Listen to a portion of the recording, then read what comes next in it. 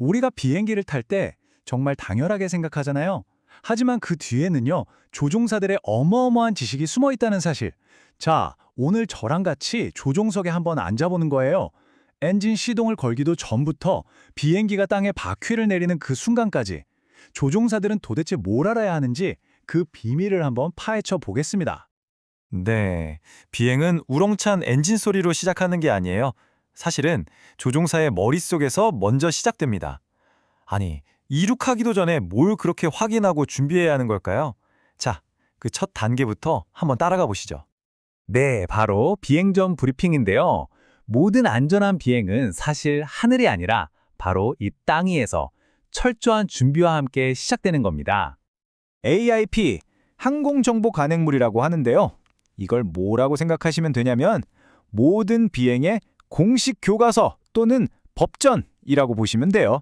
한 나라의 모든 공항 정보, 항법 절차, 규칙, 하여튼 비행에 필요한 공식적인 정보는 여기에 다 들어있다고 보면 됩니다. 예를 들면 이런 거죠. 저기 활주로 지금 공사 중이니까 쓰면 안 돼. 라던가 이쪽 산악 지형은 위험하니까 이렇게 돌아가야 해. 하는 특별한 절차들 있잖아요. 이런 게 전부 다 이 AIP 안에 들어있어요. 그러니까 이걸 제대로 보지 않으면 애초에 비행 계획을 짤 수조차 없는 거죠. 정말 기본 중에 기본입니다. 자, 이렇게 서류 작업을 마쳤으면 그 다음은 뭘까요? 바로 계기판입니다. 그 중에서도 고도계를 정확하게 맞추는 게 정말 중요해요.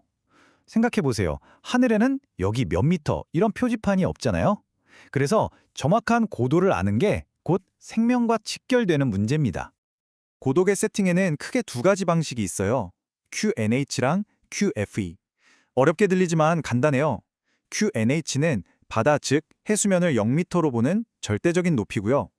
QFE는 내가 지금 있는 공항 활주로를 0m로 보는 상대적인 높이인 거죠. 왜 두 개나 필요하냐고요? 이륙할 때는 활주로에서 얼마나 떴는지가 중요하니까 QFE를 보고 하늘 높이 올라가서는 다른 비행기랑 안 부딪혀야 되니까 모두가 똑같은 기준인 QNH를 쓰는 거예요. 둘 다 진짜 중요하겠죠?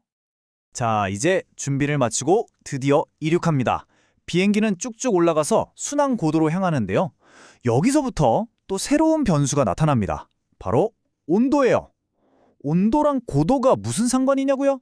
아주 복잡한 관계가 있습니다. 이게 진짜 재밌는데 어쩌면 상식하고 좀 반대되는 이야기일 수도 있어요. 추운 날씨가 내 비행기에 진짜 높이에 영향을 준다는 거거든요. 아니, 날씨가 춥다고 고도가 바뀐다니 이게 대체 무슨 말일까요? 원리는 의외로 간단해요. 차가운 공기는 뜨거운 공기보다 더 무겁고 빽빽하잖아요. 밀도가 높다는 거죠. 그럼 기압이 더 빨리 변해요. 이 때문에 고도계가 기압이 빨리 낮아지네? 엄청 높이 올라왔구나 하고 착각을 하는 겁니다. 그래서 계기판에는 1만 피트라고 딱 찍혀 있는데 실제로는 그것보다 더 낮게 날고 있을 수 있다는 거죠. 위험할 수 있겠죠? 그래서 조종사들 사이에 아주 유명한 거의 주문처럼 외우는 말이 있어요. From high to low, look out below.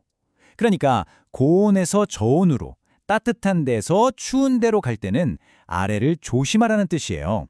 고도계가 날 속이고 있을 수 있으니 정신 똑바로 차리라는 그야말로 목숨을 살리는 격언인 셈이죠. 그리고요, 하늘길이라는 게 그냥 지도 위에 찍 그어놓은 선이 아니에요.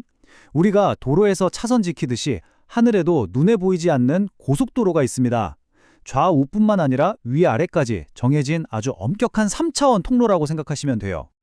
이 하늘의 고속도로에는 여러 가지 높이 제한 표지판이 있어요. 여기 보이는 MEA, MOCA 같은 약어들이 바로 그거죠. 예를 들어 MEA는 이 높이 밑으로 내려가면 산 때문에 통신 끊길 수 있으니 조심해 하는 최소 고도고요. MOCA는 적어도 이 높이는 유지해야 산에 부딪히지는 않아 하는 최소 장애물 회피 고도예요. 조종사는 이 모든 걸 머릿속에 넣고 가장 안전하고 효율적인 높이를 찾아 날아야 하는 겁니다. 자, 이제 비행기는 3만 피트 상공에서 순항하고 있습니다. 그럼 여기서 진짜 궁금한 게 생기죠?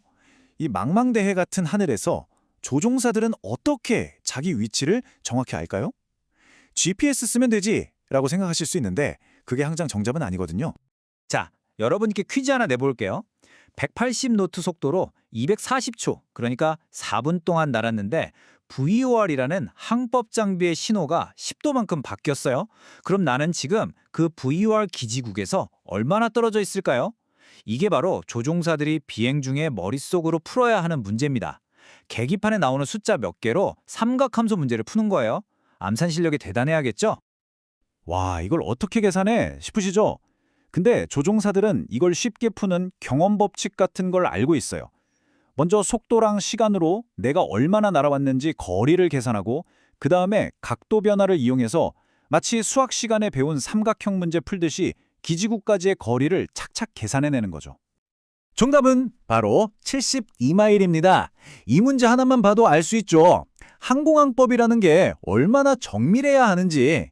여기서 계산 한번 잘못하면 목적지에서 수십 킬로미터나 벗어날 수도 있으니까요. 그런데 말이죠. 이렇게 열심히 계산했는데 만약에 계기판이 거짓말을 한다면 어떡할까요? 모든 기계에는 오차가 있기 마련인데 특히 이 자기 나침반이라는 친구가 아주 까다로운 녀석입니다. 자, 한번 상상해보세요. 제가 지금 북쪽으로 똑바로 날고 있어요. 여기서 왼쪽으로 비행기를 돌리기 시작합니다. 그럼 나침반 바늘도 당연히 따라서 왼쪽으로 스르륵 돌아가야겠죠? 상식적으로는요? 근데 아닙니다. 신기하게도 북쪽에서 왼쪽으로 돌면 나침반 바늘이 처음에는 오히려 오른쪽으로 살짝 갔다가 그 다음에야 정신 차리고 왼쪽으로 따라오기 시작해요. 지구 자기장 때문에 생기는 현상인데요. 여기서 중요한 건 이거예요. 조종사는 계기판 숫자를 그냥 믿는 사람이 아니라는 거. 계기판이 어떤 상황에서 어떤 버릇을 부리는지 그 특징까지 다 꿰고 있어야 진짜 프로인 거죠. 자, 이제 비행의 클라이맥스입니다. 가장 긴장되고 가장 고도의 기술이 필요한 순간이죠. 바로 최종 접근 랜딩입니다. 수백 톤짜리 이 거대한 쇳덩이를 정해진 지점에 사뿐히 내려앉히는 그 기술 말이에요. 특히 캄캄한 밤이나 안개가 자욱한 날에는 어떻게 활주로를 제대로 찾아갈까요? 그때 조종사의 눈이 되어주는 게 바로 활주로 옆에 있는 불빛, 파피 시스템입니다. 이 페피 불빛은 전 세계 공항의 공통 약속이에요. 아주 간단합니다.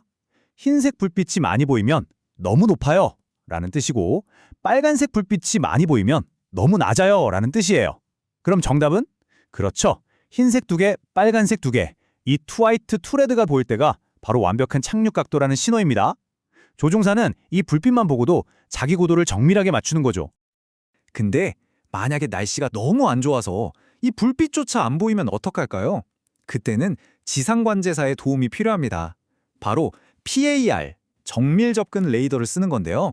이건 지상에 있는 관제사가 레이더로 비행기를 보면서 조금 오른쪽으로, 조금만 더 내려오세요 하고 말로 직접 안내를 해주는 거예요. 마치 눈을 가린 사람을 말로 인도해주는 것과 같죠. 여기 보시는 것처럼 10마일 거리에서 좌우 20도, 위아래 7도라는 아주 좁고 정밀한 범위 안에서 이 모든 게 이루어집니다. 자, 오늘 우리가 함께 들여다본 건요. 사실 조종사가 알아야 할 지식의 정말 빙산의 일각에 불과합니다. 하지만 이 이야기들을 듣고 나니 그냥 당연하게만 생각했던 비행이 조금은 다르게 보이지 않으신가요? 다음번에 비행기를 타실 때 창밖을 보면서 한 번쯤 생각해 보시면 좋겠어요. 저 앞쪽 조종석에서는 지금 이 순간에도 우리를 안전하게 지키기 위해 얼마나 많은 보이지 않는 지식과 노력이 오가고 있는지를요.